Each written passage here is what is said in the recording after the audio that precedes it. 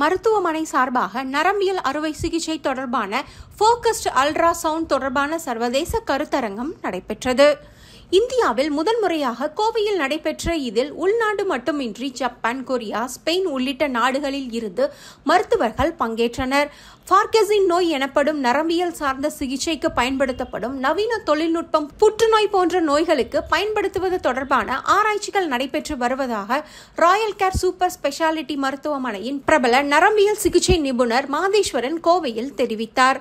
Parkinson என்னும் மூளை நரம்பியல் தொடர்பான சிகிச்சையில் அதிநவீன தொழில்நுட்பமான ஃபோகஸ்டு அல்ட்ராசவுண்ட் முறையில் கத்தியின்றி தலையில் எந்த விதமான துளைகள், கீறல்கள் இல்லாமல் அறுவை சிகிச்சை மேற்கொள்ளப்படுகிறது.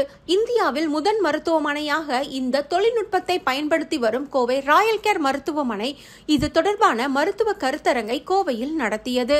மேலும் ஃபோகஸ்டு அல்ட்ராசவுண்ட் சிகிச்சை தொடர்பாக இந்திய அளவில் முதன்முறையாக நடைபெற்ற சர்வதேச கருத்தரங்கில் உள்நாட்டில் பல்வேறு மாநிலங்களில் இருந்தும் கொரியா, ஜப்பான், பிரிட்டன் உள்ளிட்ட வெளிநாடுகளில் இருந்தும் மருத்துவர்கள் பலர் கலந்து கொண்டனர். இது குறித்து நரம்பியல் சிகிச்சை நிபுணர் மருத்துவர் மாதேஸ்வரன் கூறுகையில், கத்தியின்றி ரத்தம் வராமல் அறுவை சிகிச்சை செய்யும் உலகின் அதிநவீன சிகிச்சையாக இந்த சிகிச்சை முறை மேற்கொள்வதாகவும், இது குறித்து மருத்துவர்கள் தெரிந்து கொள்ளும் விதமாக இந்த கருத்தரங்கம் நடைபெறுவதாக தெரிவித்தார்.